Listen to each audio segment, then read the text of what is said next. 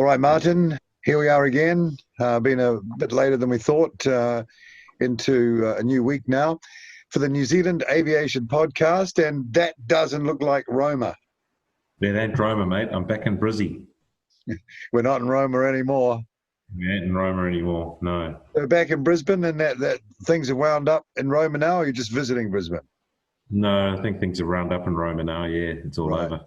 Oh, well, that was an interesting experience, eh? Oh, it was good, yeah. No, it was pretty interesting. The heartland of Australia, wouldn't you say? The eastern seaboard heartland of Australia. Yeah, well, the Midwest, as they like to call themselves. Yeah. Okay, do you think you'll miss it? Oh, certain aspects, it's pretty cool out there. It's like a different country. I mean, those guys out in Roma have more in common with a Midwest farmer in the States, or an Afrikaans farmer in the middle of South Africa, or probably a Russian cattle farmer in the middle of Russia, than they have a lot more in common with those guys than they do with anybody in Brisbane. And what's the attitude in that part of Australia to the rest of the country? Yeah, they kind of ignore it. They don't really think about it. Yeah. I mean, because in New Zealand, you'll get people who are highly critical of Auckland, and they perceive that the whole country is geared around Auckland. Do they have that sort of perception of an Australian city or state or something? Yeah, they don't really bother with it. They're just too busy doing their own thing out in the middle of nowhere. Fair enough. Yeah. But the kangaroos and the cattle. I mean, for them, the nearest city is Toowoomba. Right. That's like a comedy name for the nearest city. Like you'd say, well, that's out there somewhere near Toowoomba, like Timbuktu or something. Yeah, it is a bit like that, yeah. Anyway, there's been plenty happening in Australia with the retirement of the 747 Qantas, 50 years. I think it is almost 50 years of operation. I think 71 or 72 is when they first got the aircraft. There's that. I see the Virgin Australia thing not quite resolved. The bondholders are still having a go at trying to. I think they've largely given up on that, and I think it is all going to happen now. Yeah. Okay, albeit with quite a bit of shrinkage. We can talk about that shortly. Yeah, massive shrinkage. And of course, further out in the world, 747 BA have stopped operating the aircraft early. I think they were going to go to 2024. They had 31 of them. Crikey, that was still quite a few left out, I think, of the 50 that they had at the peak of the fleet, and probably close to 100 they've operated in that time. So we'll talk about that.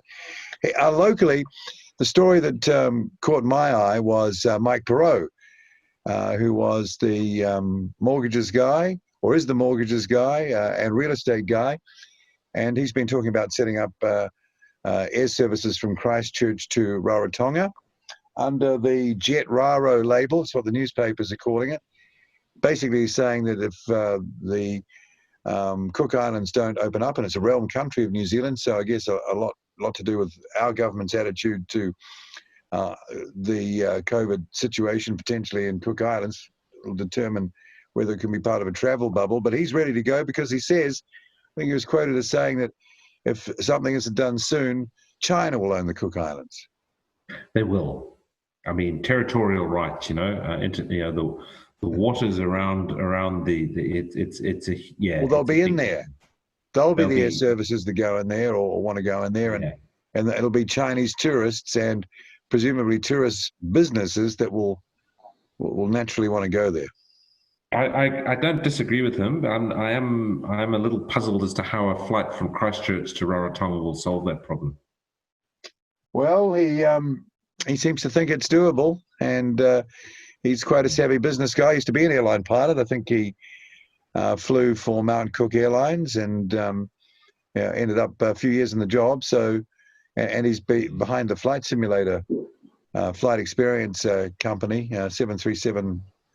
Well, I suppose the consumer flight simulators, still a few around in malls in New Zealand. So he kind of knows his stuff. Yeah, no, but yes, I like I said, I agree with the idea. I don't know how much it'll help, because if you're running a 787 or something every day from Shanghai versus a 737 every now and then from Christchurch, the amount of people, if China decided they wanted to do it, the amount of people China could fly into the Cook Islands, it's Think about it. It's scale. He's talking about using an A320 type aircraft to do that. So plenty around. Plenty of those around, yeah. I wonder how many are going to fly again. Someone's got to do it, and Air New Zealand should be doing it, but there you go. Well, in Air New Zealand news, let's go to Air New Zealand. They've rolled out a new credit system, online credit system, where they can redeem $70,000 worth of credits under 2 hours after a self-service tool was launched. They had big problems dealing with the volume of calls to their call center wanting refunds. Turned out to actually be a bit of a nightmare for them. So they rolled out this tool online to, I guess, with a dashboard that you can sort of do the thing yourself. Been successful. Well, it's only just launched today, I think, so we'll see. But there are a lot of grumpy people out there as a result of that. Well, they'll be grumpy for two reasons. I mean, but the primary reason is they can't go anywhere. Who can? Yeah. Qantas has stopped taking bookings international bookings till 2021, March 2021. I know. That's a long time. It's very depressing. I mean, they must have quite a bit of cash in hand because they'll be burning through it, won't they? Yeah, well, they're shedding staff like crazy. But they'll still be burning through cash, absolutely. But it's the big Australian; they'll be looked after. But that does, what's Virgin going to do? Virgin, despite all these assurances by Bain Capital and everybody else, oh no, we're going to try and maintain the size of the airline and everything. We all know that's not going to be possible, and it begs the question: was it even worth buying? Well, yeah. I suppose in an environment where you can drive so low lease costs to probably virtually nothing at the moment, they'll take anything, wouldn't they? Well, that leasing model, I mean, there's questions out there now as to whether the leasing model will even survive, because there's a glut of aircraft. Half these leases are not going to be, despite the legalities of it, they're not going to get the money for those leases. How many of these leasing companies will survive, and will airlines in the future, and when it reaches rock bottom, it will be a viable model to buy the planes. Stop leasing them, just buy the damn things. Though the price might have to come down. They will come down. It was interesting. You see that Norwegian Air Shuttle, what their official name is, we call them Norwegian, but I think they're called like Norwegian Air Shuttle. They've sued Boeing for negligence on the 737 and also on the 787. So they've launched an interesting nugget of information came out of that. It shows you what they paid for their 787, their 737-8s. What do they pay? $50 million. $50 million per copy. 50 years, yeah. So 50% discount off book value. Wow. So that's the wriggle room. And there's going to be more than that, mate.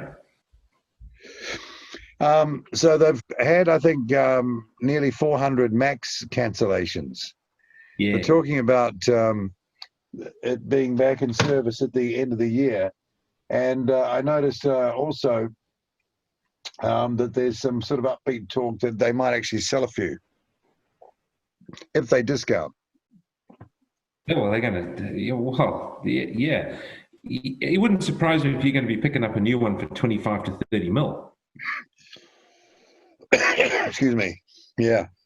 I mean, if they were discounting them in the healthy market 50%, in an unhealthy market with a massive glut overhanging and a whole lot of planes undelivered, it might even be less than 20. As you said earlier, they should just give them away. Well, pretty much that's probably what's going to happen. To keep the customers. But what's the point of giving away aircraft if you can't fly them anywhere? Well, that's true. Yeah. But you can get rid of all your old gas guzzlers and for what limited flying you do, you're doing it 20% better. Yeah, maybe. But that's, it's Yes, these, the Spanish government's just put another 100,000 people back into temporary shutdown. There's other cities in northern Spain have been shut down. Victoria is slowly shutting down. In a week, New South Wales is probably going to be shutting down again. If those two eastern seaboard states are shutting down, there's no avoiding the fact that Queensland is going to be hit. Certainly southeast Queensland, Brisbane area is going to be hit again. The Australian government have started repatriating so-called Kiwi criminals back to New Zealand, right? And 58 or something last week. That's right. It only takes one or two spreaders to get it out there again. It's yeah, I don't know what's going to happen. I'm a bit depressed, actually. What are people saying about the because I think particularly Victoria is going hard again, aren't they? They've locked people in accommodation towers or high-rise towers, and also isn't mask wearing mandatory now or real soon? I think from tomorrow. Wow. Well, yeah. What do you think about that? What do you think the reaction of the public will be to that? Well, I think most of them are just going to say, well, if this is what it takes to get over it, we're going to do it. Right. But a lot of people are saying, well, why did we do this 3 months ago? Are we getting figures yet on death rates and hospitalizations? We've got the hospitalization rates. They're not rising as quickly as they did earlier with the numbers of infections, and the death rates are not. I think a couple of people have unfortunately died, but it's not. No, it's not like it was. Generally, it appears to me it's nothing like they feared. Right. I wonder how long the public can do this. What do you reckon? Yeah, I think people are getting quite sick of it, eh?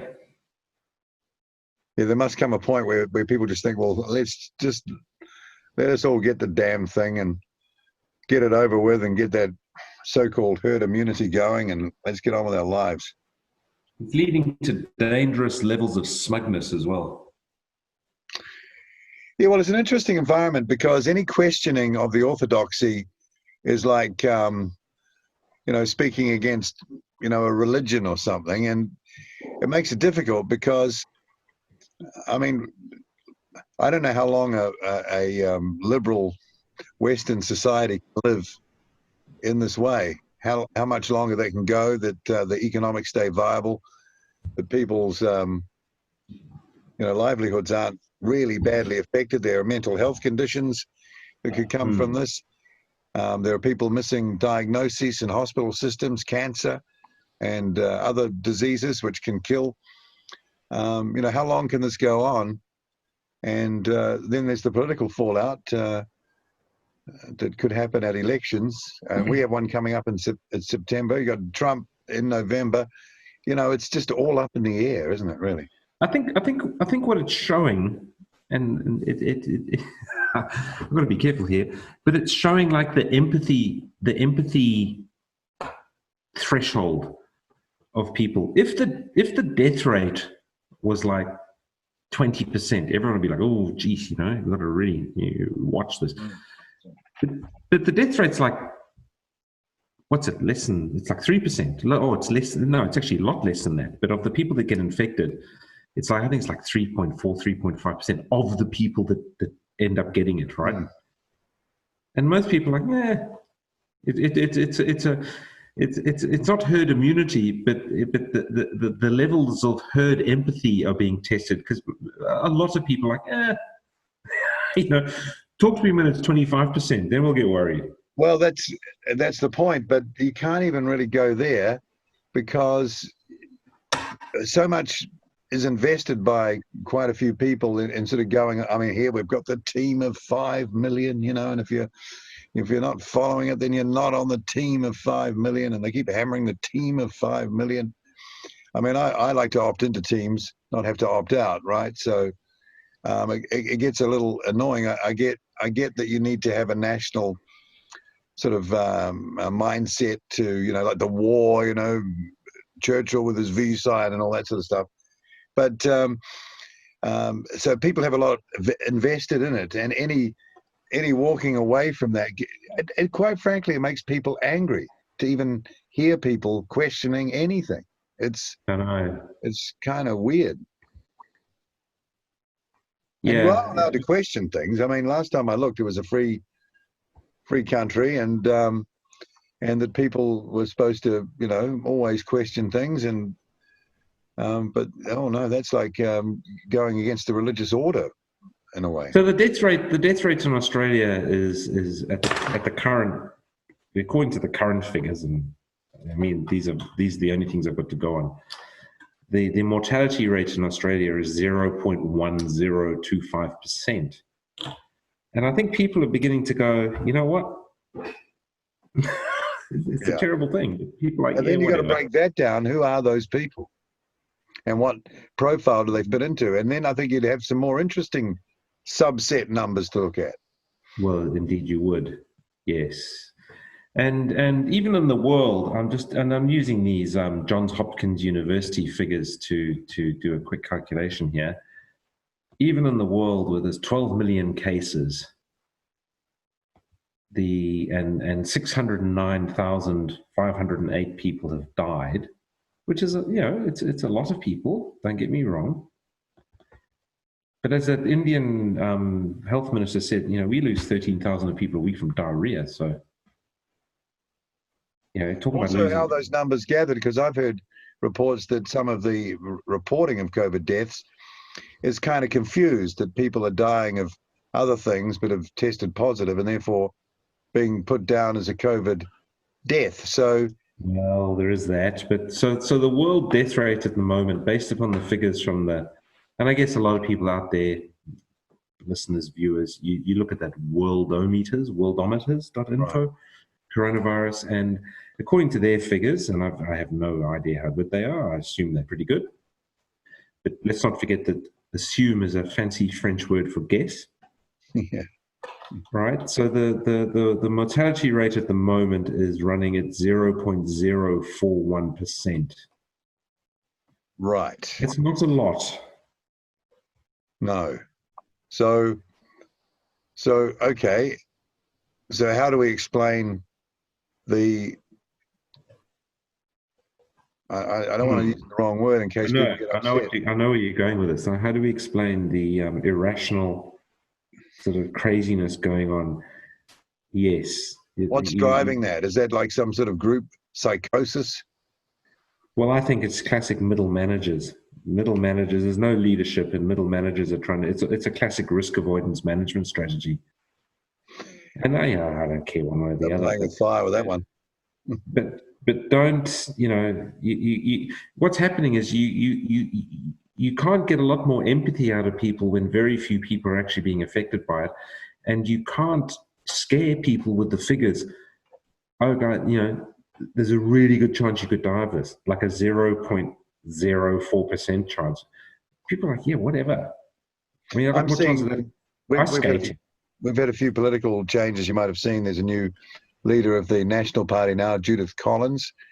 Yeah. Something went wrong, and the last guy's head exploded for some reason. I don't know what happened, but he had to bail out. There's some memes going around at the moment, basically saying if you elect her, people will die.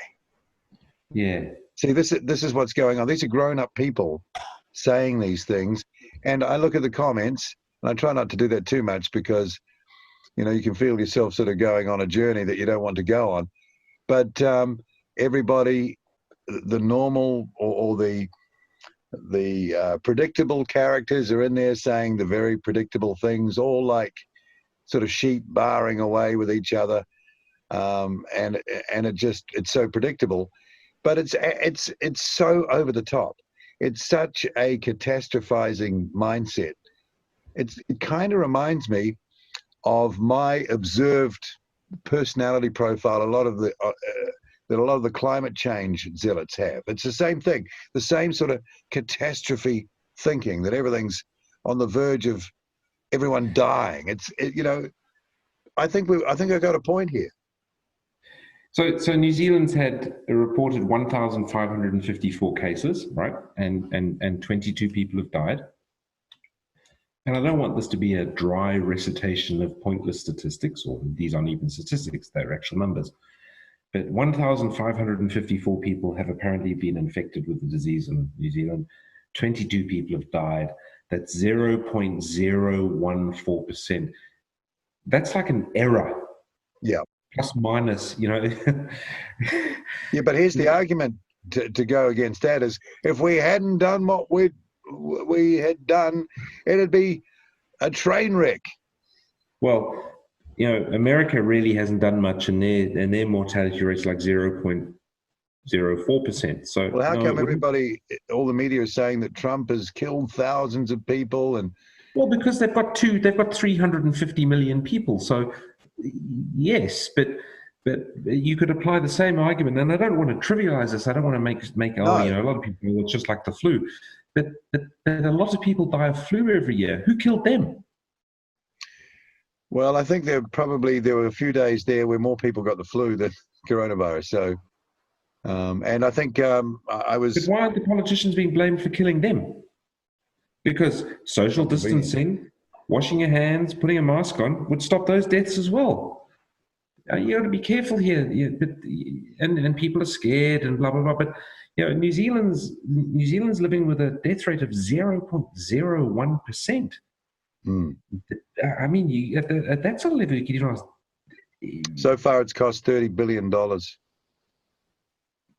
And we shouldn't reduce it to money, but we will. Well, no, everything else is reduced to money. The government puts a $2.1 million on the price of every New Zealander for economic purposes. So if they do that, then we can do this.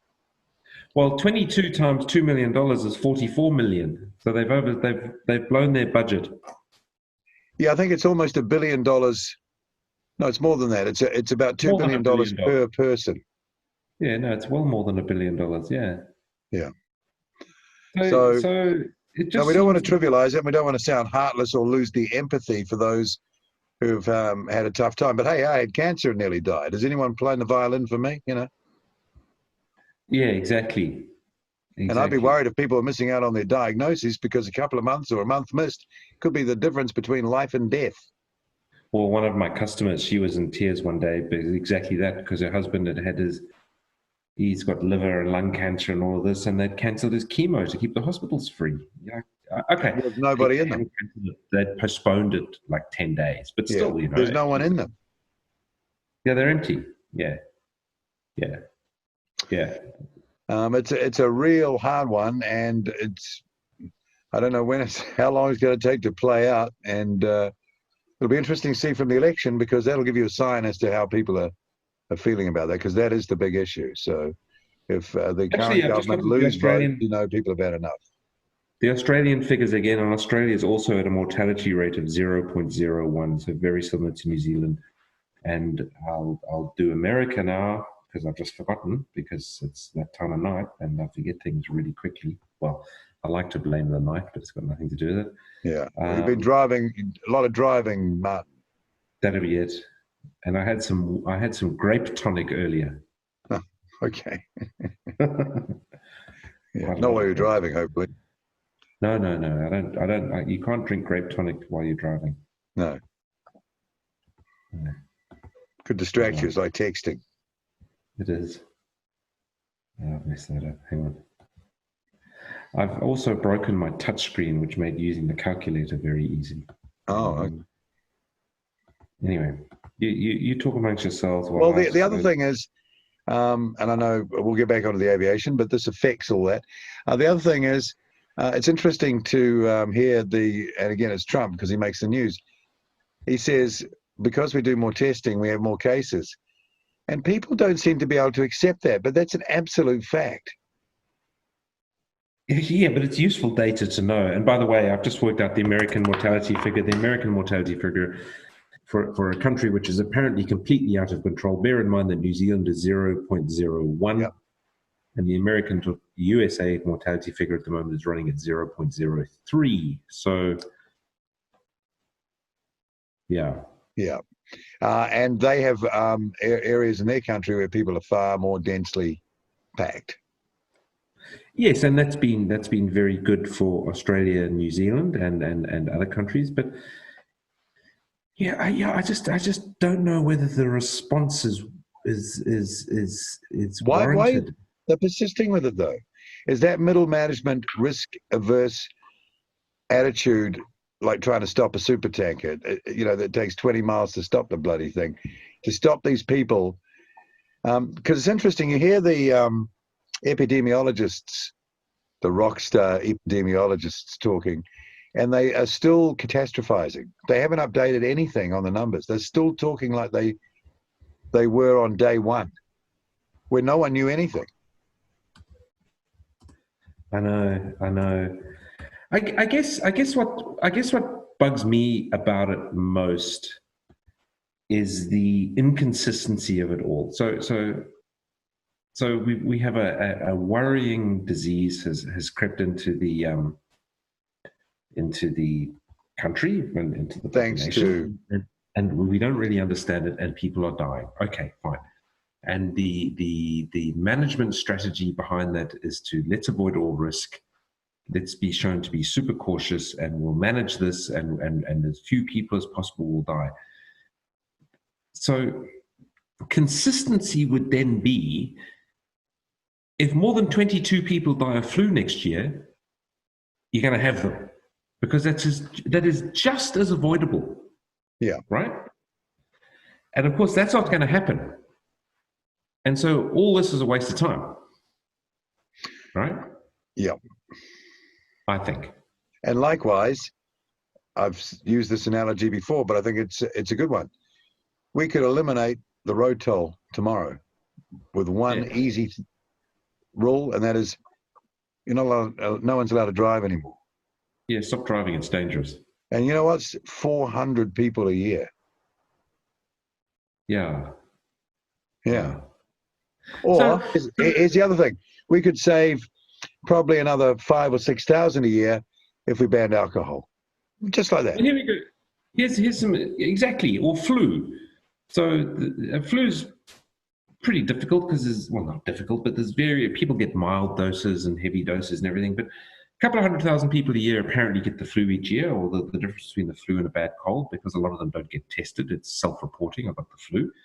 But of them, 400 to 500 people will die, either directly or indirectly from the effects of the flu.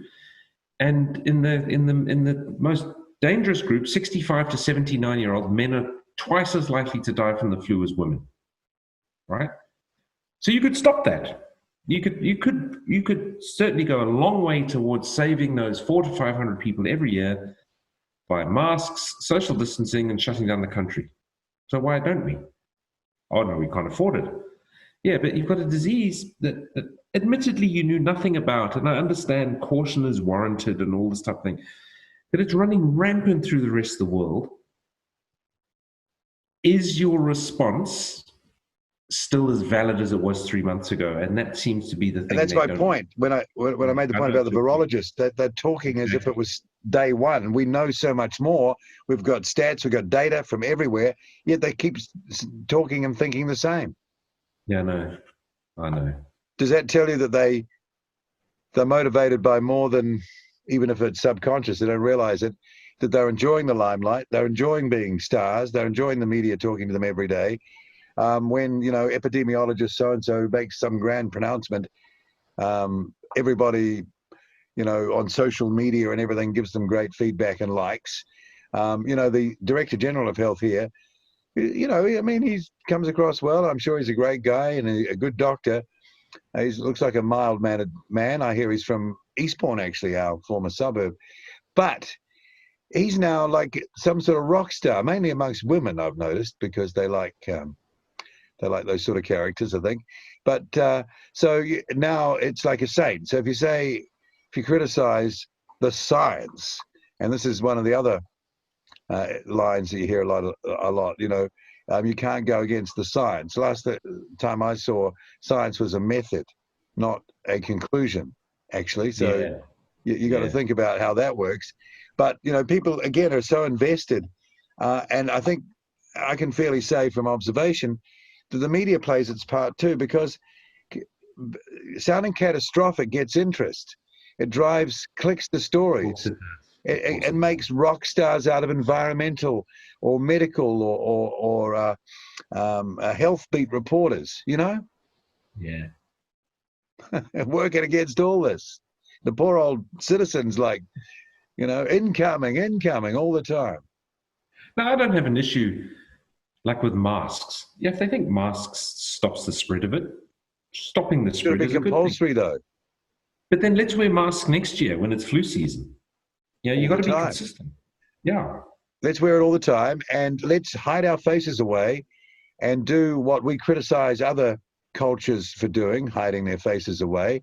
And let's remove the very thing that is highly human, and that is the facial recognition way we relate to each other. Let's remove it. Let's take it away.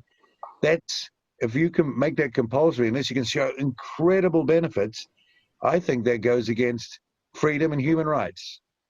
Well, but you do have to. I mean, you do have to bear in mind that if people wore masks, we could actually live forever, because that's the way we're thinking now, isn't it?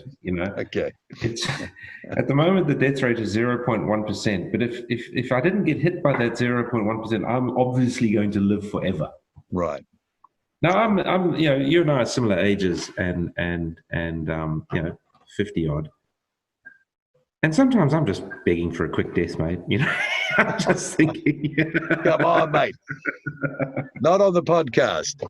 Not on the podcast, okay. No, it's just this is what happens when we get stuck in Roma for too long, see? Yeah, no, it probably is. Yeah. Maybe you should have more wine tonic. Well, grape tonic, sorry, grape tonic. Yeah, well, yeah, you've escaped.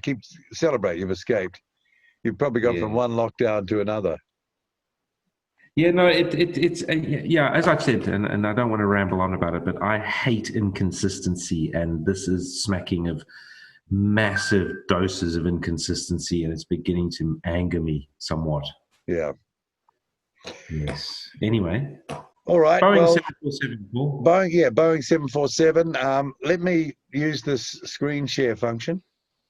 Okay, and I'm going to find this, and I'm going to share this, and hopefully everything will go okay.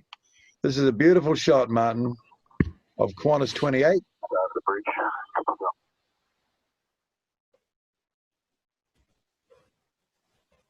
Pretty cool, eh? Doesn't she look amazing? A couple of friends of mine saw the flyover here in Brisbane as well. I've filmed a 747 from the air to air, and it's just an amazing thing to look at, and to see these stabilized images of the aircraft, just flying along like that, just absolutely bloody stunning. Look at it. What a machine. It was always good to get on a 747, eh? Yeah. Such an iconic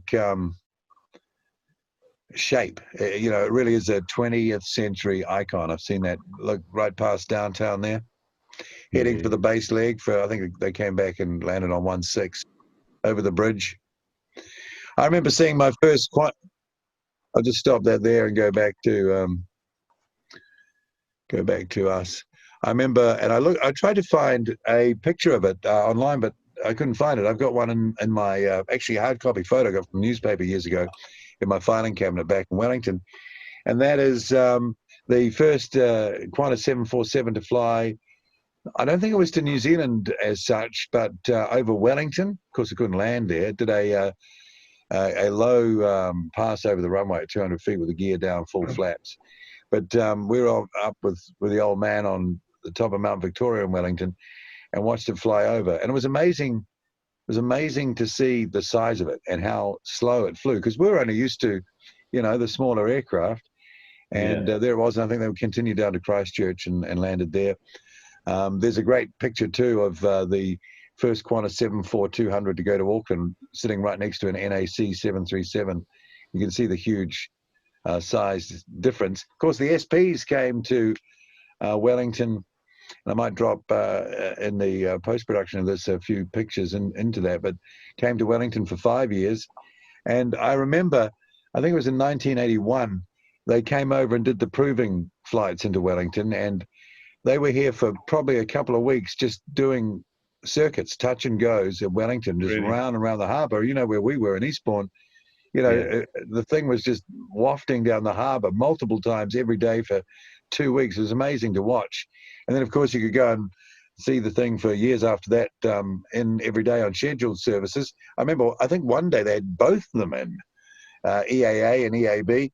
And of course, back in the day, you could stand right at the embankment at the end of runway 34, just over, there's a little ditch or a culvert, the road was in there, and then back behind that, and at full power takeoff, 200,000 pounds of thrust. It was pretty cool from only about 15, 20 meters away. Those were the days. And and again, I might drop in a picture, the Captain Cook Lounge that Qantas had up in the upper deck, with those terrible garish 70s colours. All the airlines did that. But what it did do for Australians, later Kiwis, but certainly Australians, was, it made it affordable to travel back to Mother England on either Qantas or BOAC. Yeah. I think I've seen the word democratized air travel. I guess that's the appropriate word. But seeing that aircraft fly over, and what would it be? I would have been an 11-year-old kid, or 10-year-old kid. I never forget it. It was something. It was a brand new aircraft as well, and of course it was the old Qantas livery, with the sort of the red Outback brown strip down the windows, and the kangaroo with actual wings. I remember that. I was very lucky. I got to go on a BOAC 747 between South Africa and the UK as a kid in the early 70s. I think 100. 73, 72. And it had the 3 windows upstairs. We actually got to go up the spiral staircase into the sort of burnt orange and red and sort of pinkish nylon covered cushiony couchy area up there. And my father had flown to and fro South Africa a few times, and he'd always flown VC-10 and 707. And he just couldn't believe the 747. He just loved it. Oh, this is fantastic. And then, most flights to South Africa, between South Africa and Europe, I think every one I did up until, when I left South Africa, when I was 20, was 747s, 200s, 300s, SP. I flew Luxair, SP via Ilha del Sol. No, sorry. I didn't fly. I flew via Kenya in the SP, and I flew via the Cape Verde Islands to New York with an SAA 747 SP. Right. Wow. That was cool. Yeah, they had a few. I think they held the record for a delivery flight from Seattle to Johannesburg. It was actually I think it was Cape record. Town. Yeah, back in the day. Excuse me. Yeah. The BOAC ones looked great in their BOAC livery, didn't they? Yeah. They I mean, it was a great looking plane, and I flew I flew quite a lot on Air New Zealand to Japan, 747s. Yeah. And a lot with Singapore Airlines, and that was always cool. Get on a Singapore Airlines 747-400 and off to Europe. It was always... They had a big fleet. They had 50. Yeah, and you always knew you were going to get there. You're like, this will be no worries. Yeah. Yeah, they were safe as houses, really, weren't they? And it felt like you were in a house. Yeah, I always remember that story about the number 4 hydraulic system that they wanted Joe Sutter to drop, and he kept it in there, and it saved the life of that Pan Am 74 out of San Francisco at that time. People should look that up. It's quite an interesting story. So now it was a bit sad to see those retro jets of BA being flown off to Cardiff. I think they send them off, and they won't be flying again. And they're already putting the diggers through some of them. I've seen a few shots of. Crazy, yeah. Although Cardiff wants to keep at least one of them, as a gate guardian or something. There's already a petition. Well, of course, and we're keeping an eye on, of course, the former ZKNBV, which is with Wamos still. We're keeping in touch with the owner of that, which is in a Florida company. They're still flying it. I mean, if you've got the charter working, you've got the bums on seats. Oil's at $43 US a barrel. You can probably do all right with them because they're fully loaded. They're still over 400. Leasing rates will be 0, pretty much. Yeah. If there's a leasing company to lease it to you. No one's going to do a major check, so they're all going to hit major checks. That's it. Goodbye. See you. Yeah. Well, the freighters will keep going for a few years. Oh yeah. Well, there's still 500 operating 747s. Yeah, I And reckon. Yeah, some they'll still be around for a few years. Although it always strikes me as how quickly planes do end up going when they soldier on for a few years, and as you say, as the checks come up, bang, like 767s, they're just gone. yeah. Oh, we should mention. We'll get back to 74, but you reminded me that preliminary report of the. I don't know if it was a Prime Air aircraft. I think it may be an Atlas Air aircraft contracted Prime Air 767-300ER. Which have you seen the video? No, There's I a haven't. video of it from a. I'll see if we can put it in post production. A video of it literally falling out of the sky, taken from some CCTV camera on the edge of what looks like a little island or beach or something. It comes out of the cloud and basically, vertical, bang. That's why it smashed into little bits.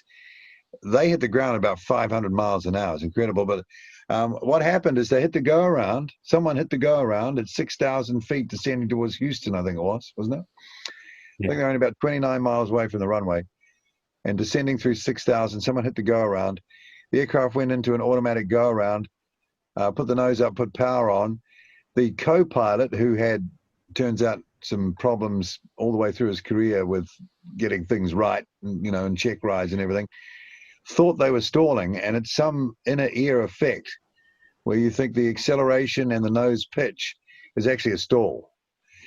And so he pushed the nose down, and he pushed it down vertical. And the captain was making a radio call and wasn't able to respond. And the aircraft literally, it came out, because it was an IMC when it happened, came out of the cloud. And you can see they were trying to pull it up, because right at the impact, it was starting the vertical dive was starting to lessen. And bang, Vertical. man, it just didn't need to happen. No. But those physical illusion effects are very hard to get on top of if you're not ready. Yeah. In such a quick time. Yeah.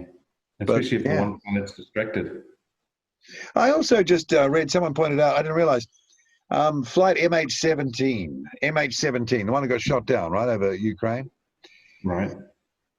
That aircraft, MH17, first flew on the 17th of the 7th, I think, and crashed on the 17th of the 7th. MH17. How does that happen? Anyway, that's just an aside. So yeah, that preliminary crash, because I couldn't work it out when that crash happened. It was almost inexplicable. An aircraft that was operating perfectly well, and that ended up like that. But now I can see. We can all see. Now, talk about planes that disappeared? What about MH370? Man, we talked about that right when it happened, eh? Yeah. Well, didn't that guy Don Lemon on CNN suggest it might have been sucked into a black hole? I've never been comfortable. You asked me about that. I've never been comfortable with them blaming the pilot. No, I seem to think that oxygen fire seems to be quite plausible. Yeah. I don't know why. It just seems to be not impossible. Well, it can produce those results. Yeah. In fact, when I looked at that coincidence of the MH17, I thought, okay, what about MH370? And then I went and had a look. This is today, so it's interesting to bring it up. I had a look at the wiki page for the oxygen fire of the 777 at Cairo, the Egypt Air. Yeah. And I thought, wouldn't it be amazing if there was a date or number similarity here, but there wasn't. No, okay. That happened on the 29th of July. That was the date that fire happened. But it was interesting looking at the damage again. That was severe damage, and that could have done that thing. That could have resulted. The question is, where did it go? And weren't those parts found in Reunion Island and places around that were verified from the aircraft? Yeah, they were. Yeah. Interesting, eh? But I've never bought. I mean, it could be possible, but I've never bought it that there was the most obvious or the most likely reason was the captain went nuts. I've always had this feeling that because wasn't the last bombs good night from MH370? Yeah. And I always thought that going, because if you've got an oxygen fire, Yeah. you wonder how it starts, right? Yeah. And I'm pretty sure that, because when we were talking about it a long time ago, years ago now, after it happened on this podcast, and people can go back and see that if they search back near that date, that the co-pilot, who had his own Facebook or YouTube channel, had quite a few videos of him, sort of hanging out and having a good time with the hostesses or the flight attendants on other flights. He used to be on 737s. And there's shots of him smoking. So he's a smoker. And quite often you'll get, in that part of the world, people will smoke, including pilots. I remember one guy telling me in the States once he used to turn around Japan Airlines 747s at JFK when they came in. He said one of the things they had to do was empty all the ashtrays in the cockpit. It was just smoke butts everywhere. And you can just imagine the scene. Okay, so the fault with I think in Egypt Air's case, it was a fault with the oxygen mask connection or something on the co-pilot side. So you can imagine they're sitting back, this thing, they've been fiddling with it, or when they tested it, they put it back, this fault, which I think was a valve problem that wouldn't shut or something. And it would flood the instrument panel with oxygen. That's what would happen. It would break off or fray just below the coaming. Yeah. And it would fill up that void with... And right next to it was electrical wiring. And I think the one in Cairo, they said there was a broken wire there or something. Okay. But anyway, here's what could have happened. They say, okay, good night from MH370. That was the co-pilot who said that. And then he turns to the captain and says, do you mind if I have a cigarette? He goes, yeah, sure, no problem. Lights up a cigarette, boom, there goes the oxygen right next to him, right next to his knee, right there. That's a plausible. But remember also there was that incident that was reported at the time of a BA 777 that climbed out of Heathrow and they started getting lightheaded. Yes. Didn't they? There was something, and the oxygen system failed and it starved of oxygen, but it was so sealed up on the door that they nearly passed out. Yeah. Yeah. Yeah. And that was on a 777-200 ER again. Yeah. Yeah. So I think that's still a likely one. I mean, being hit by something's unlikely. Someone going nuts in the plane, killing but the door's locked. And it's an armored door. Yeah, I for some reason the oxygen one seems, given that it's the history of problems in that area, it does seem to be the most plausible explanation. And that depressurizes the aircraft massively, because you've seen the holes in that Cairo, under the windscreen, everything, like huge holes in the melted through the skin. And if the door's closed, the pilots, they go out, like just in the BA situation, because the door's closed, it's virtually sealed. They pass out, no oxygen. Only takes 2 or 3 minutes. That's what happened on the Helos plane, that 737 that crashed in Greece. They only had a few minutes before they were out cold. Yeah. And no one can break the door down. And the aircraft still slowly depressurizes, slowly, or whatever, but flies around because it's got a lot of gas, 6 hours worth of gas. Yeah, off it goes, yeah. I don't know. It's interesting, the 747, boy, there was that Tenerife crash, my God, 75. Yeah. One of the interesting things about that, the KLM pilot, I forget his name, but I read an article about it once. He was quite a sort of like a heavy-driven sort of right stuff guy. Yeah. And of course, it was quite in the early days of the 747 and the early days of that sort of cockpit crew loop concept. There was still, people sitting in the left seat, sort of like authoritarian military types. Yeah. He was a bit like that. He's also the one they used for all the publicity. And when the aircraft crashed, they tried to call him to have him front, the management of the crash. Didn't realize that he was the guy actually flying it. It was his fault. I think Captain Grubbs, was in the Pan Am 74. They all survived and went on to fly for years after. But yeah, that was that horrific thing. And then, of course, remember that China Airlines one that the roof came off it? Yeah. And of course, the JAL SR that had the That bulb was blow terrible. out and Yeah. fly into the mountain. That was huge. All the passengers were writing notes to their loved ones. Yeah, they flew around for 45 minutes. Yeah, God. The singer who did that, Sukiyaki, he was on the plane. It's Yeah. all because of that guy. We could look up his name. But actually, it had a fantastic record, really, the 747 safety record. Yeah. Just a grand looking plane, you know? Yeah. I've been on the very first 747 made, which is now at the Museum of Flight at Seattle, and have filmed it and looked right under it, walked around it, looked under it. Everyone, well, maybe they won't. If they go to a museum, they will. And hopefully we'll have one for Bring Our Birds Home at some point. But everyone should at least once in their life walk around and underneath the 747 just to get an idea of the scale and the achievement. It's just incredible. Well, it's just amazing. I've walked around the maintenance hangars at Air New Zealand, and they had the wing body fairings taken off. Yeah. And you look at the structure, it looks like a cast iron bridge. Yeah. You know, it looks like a Victorian bridge. All those things just clip on, eh? Yeah. Amazing. Yeah. I mean, they've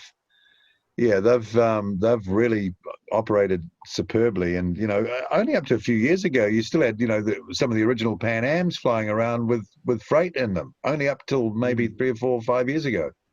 Mm. So there'll never be. So I wonder if we'll ever see that jumbo, that scale, given what's happening with the A380. I see the last A380 went through the village.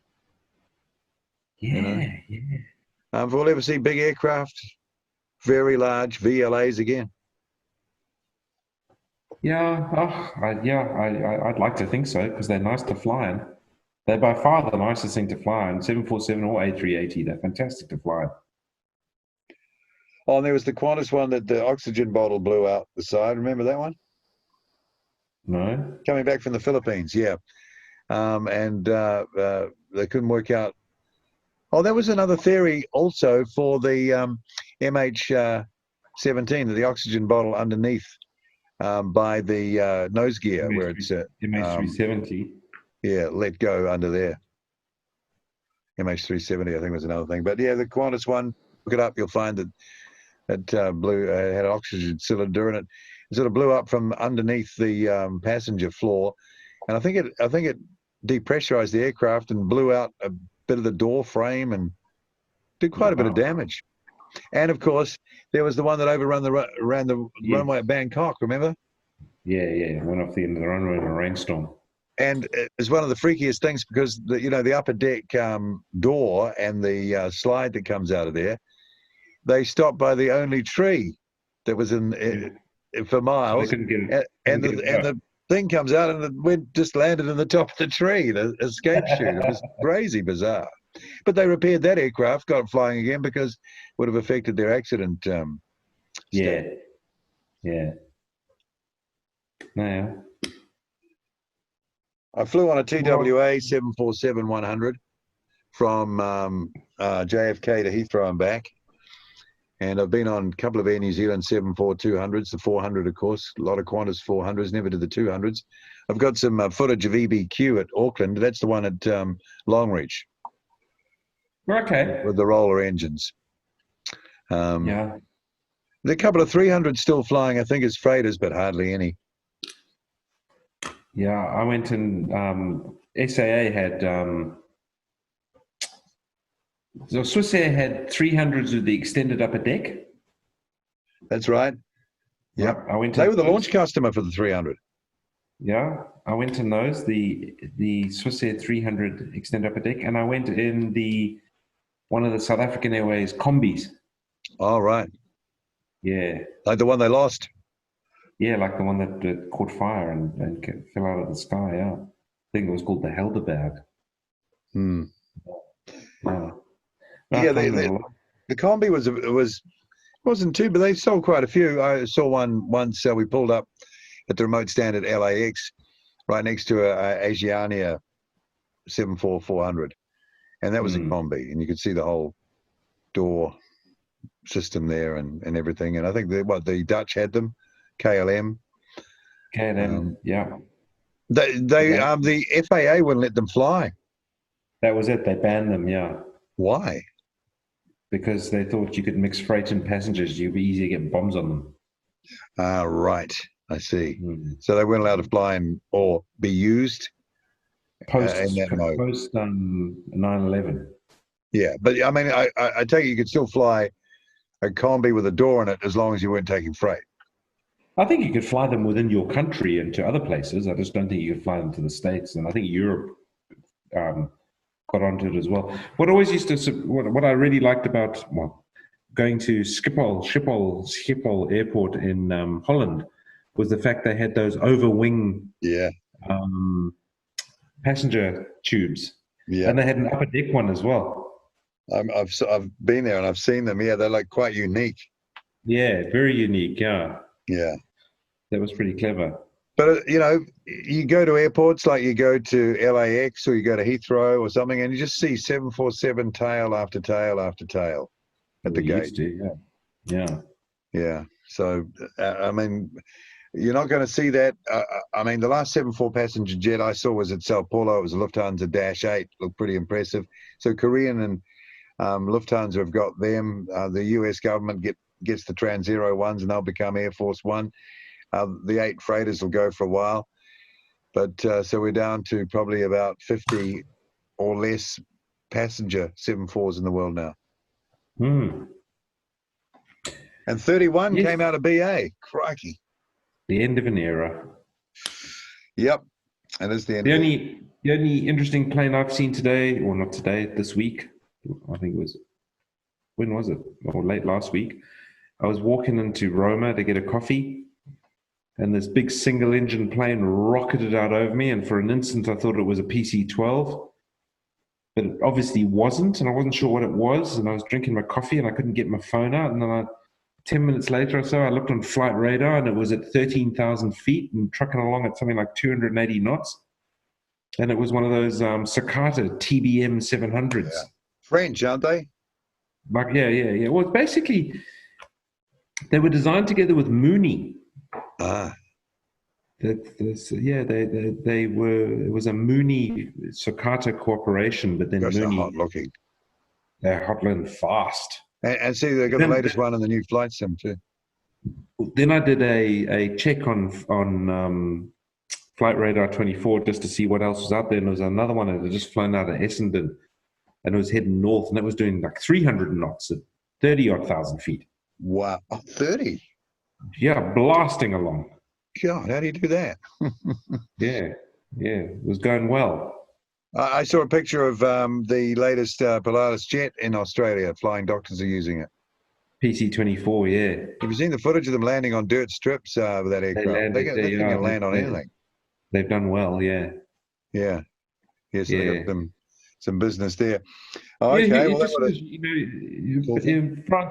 Switzerland is a very high cost country, and yet they can build competitive aircraft. Yeah, very effective. I mean, how do they do that? Yeah, exactly. Yeah. Well, makes you think. Well, yeah. Okay, so if you want to go see a 747 in this part of the world, there's Longreach, and there's the one is it the Haas Museum? Does Wollongong's got one? Yeah. Is that OJA? I think it might be, yeah. The one that flew non-stop out to here. Yes. It's just outside Sydney. Well, 60 k's. Good on them good on Qantas for just say, hey, here, have this, boom, boom. It's and Wollongong Museum's a really good museum if anyone gets a chance. Yeah. Of course, all those people, let's say in BA's case, that support the 74, lost their jobs, haven't they? Well, you think about it, 31 planes, that would mean hundreds of maintenance staff, dozens of even simulator management and all this type of thing, and the loss of between 10 and 12,000 seats to the airline. That's 12,000 seats. Gosh, I hadn't thought of it like that. What were they seating? 400 odd? Yeah, 400 for sure. Oh, there you go. Yeah, well, um, for those who are into warbirds, not really a great warbirds fan. I've filmed enough of them over the time and seen all the Oshkosh, fly pasts and all that, filmed them all. But Omaka Aviation Heritage Centre have had the John Smith collection given to them, and I think he's passed away. And he was a local businessman farmer, and he's the guy who had the mosquito in his barn, and that's been donated and is going to be restored to display. So that's good. It's good that that's happened. You never know what people might have in their backyards. No, you don't, hey? It's always surprising. Have you seen the picture of the guy who's got a sleep pod, which is actually a VC-10 engine nacelle? Yeah, I've seen that, yeah. It's not bad, is it? Very cool. It's like the guy's got the RB211 turbofan on some sort of mobile thing which he can fire up in the backyard, and it's like blows the trees away about 200 meters behind him. Yeah. Well, Jeremy Clarkson's got a Harrier, I think. Really? In his garden, and I think he was trying to get an English Electric Lightning. Oh. Yeah. Yeah. We're calling the 747 as our aircraft of this episode for obvious reasons. But I've been looking around, and there's it's incredible.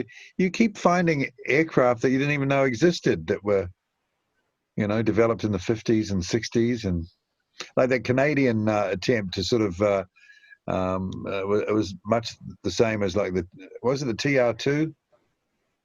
Was it the something Arrow or something? Did they? Yes, the RC5 or something. Yeah, incredible, and it flew so well. And they destroyed all the blooming. The CF105 Arrow. I've actually got a book on that. It was and the huge lobbying from America not to do it. Yeah, well, they wanted to control that part of the market. The Canadians also built a tilt rotor. Yeah, I saw a picture of that last few days.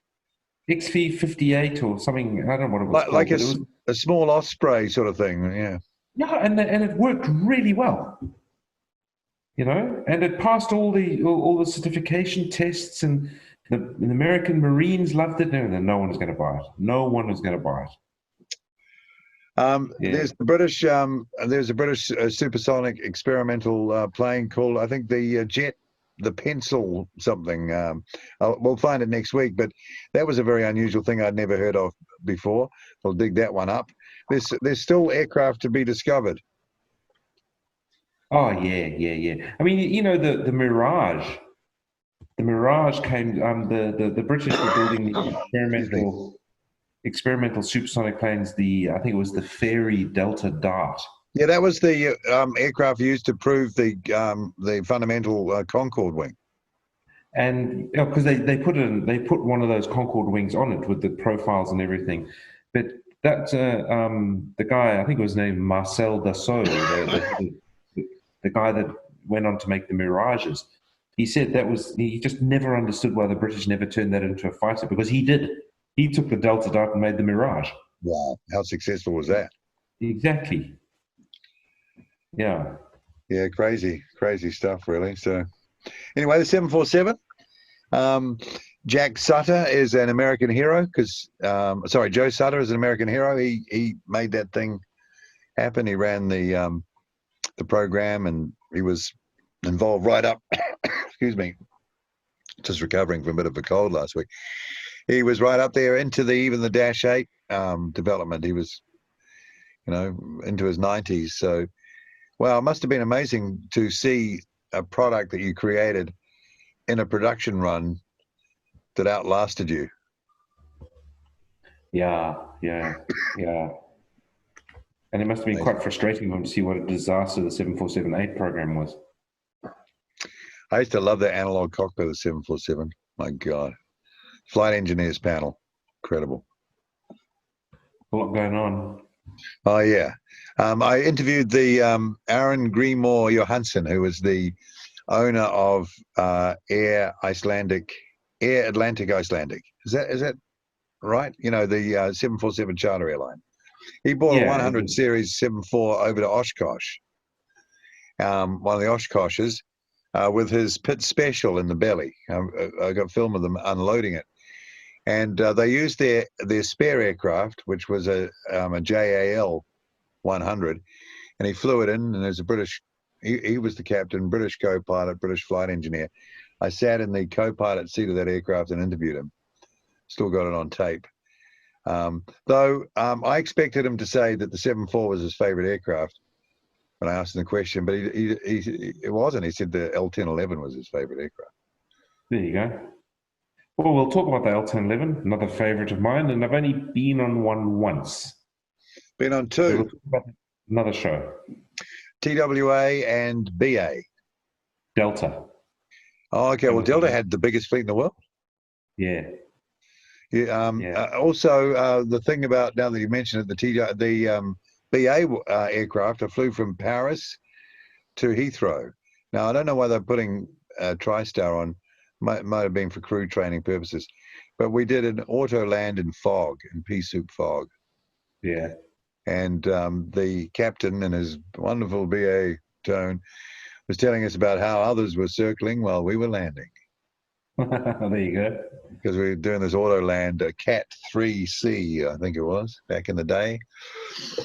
Pioneered, of course, by Trident and VC-10. So, yeah, we'll definitely do those ones again. I can't think of anything more to go on about. Oh, Emirates have gone back to Heathrow with their A380s. Tim Clark says they'll be operating them for at least the next 10 years, so they're not getting rid of them. He's a fan. Yeah, I heard an interview with him the other day, and he seemed quite upbeat about, well, not other airlines, but his airline. He said they had preserved the cash. They don't need any help from the government or the major shareholder, and that they intend to come back. I think 2023, he thought they'd be back to 2019 ops. Well, I hope so, because I need to get out of here. Come to our rescue. Tim Clark and Emirates, please. Really but you could come back, Martin. You could come back, but you'd have to go into quarantine. And pay $3,000, mate. No, not yet. Get back now. Get back now, it'll be free. You get 2 weeks in a hotel for nothing. Well, yeah, you will. You'll feel like a prisoner, of course. And, Yeah. you know, you've heard about the escapes, haven't you? Yeah, I don't think it'd be that much of a prisoner. I could go to a few weddings and that if I felt like it, I think. Well, what you mean, as long as they're in the quarantine? Well, no, it seems to be if you need to really go to a wedding, you can get out of quarantine. Oh, okay. I haven't caught up with that one. Where did that happen? I know. Yeah, I know. In Australia, the security guards like to have close relations with the lockdown people. Well, actually, in Australia, it turns out if you really want to, you can go to a Black Lives Matter rally. Yeah, well, got to be careful here, mate. For me, but yeah, that didn't seem to be too heavily criticized at the time. Same here with those. You're leaving quarantine to go. Say again? You could leave. People left quarantine to go to the rally. Yeah, but the fact that they've actually been, I don't think people are easily let out anymore. It's not as loosey-goosey as it used to be. They've tightened it up a bit. I've tightened it up a lot. So you could come back. You would spend some time in, I think it depends on what city you want to go to. There's a few scattered around. There's Auckland, Rotorua, Wellington, maybe Christchurch. They've decided that Invercargill and Queenstown is no-go for quarantine. So you can come back, spend 2 weeks, and then you're in. What's the problem? Getting out would be the issue. Getting out of Australia? Getting out of New Zealand. Well, what you mean, you come here and then you go through quarantine, you go, oh my God, I'm sorry I came back, you try to get out again. Well, after 2 weeks, I'd be about ready to leave. We had a guy here who broke out and went to the supermarket and got himself some food. And then we had a guy, was it in Hamilton? No, Christchurch, who broke out and went to the liquor store, bought cigarettes and liquor. To get some grape tonic. Yeah, that's right, for his mental health. They said he was very polite. I think it might have been Hamilton. The liquor store, Mr. Kumar or whoever it was, said he was very polite. Well, I guess that would have been quite unusual in Hamilton. And he paid in cash, he said. I mean, all the details. We know everything. Sweet. Anyway, but if you flew back to New Zealand, it would be what? What airline would you choose? Well, it's an academic point. I don't know, and I won't be choosing one. So, Okay. And what I about? don't think I could get a ticket at the moment. I think I could fly Emirates. I think I could actually fly Emirates. Are they doing the Tasman? I think they are still. Yeah. I don't know. I don't know. Maybe, maybe not. I don't know. Anyway, okay. Well, that pretty well covers it. I think We're done. we're done, and we've covered quite a bit of stuff. But it's I didn't think I would see those 747s go so quick. If you told me last year that it'll be over, It's a sad day, Paul. It's a sad it is a sad day. I need to get out the world's smallest violin and start playing it right now. No, All right. really, So we'll let you get back to that. So another news story. I see the Chinese suppliers are putting that alcoholic rice juice in that looks like kids' soft drink in stores in Australia now. Didn't you see that? No, really? Yeah.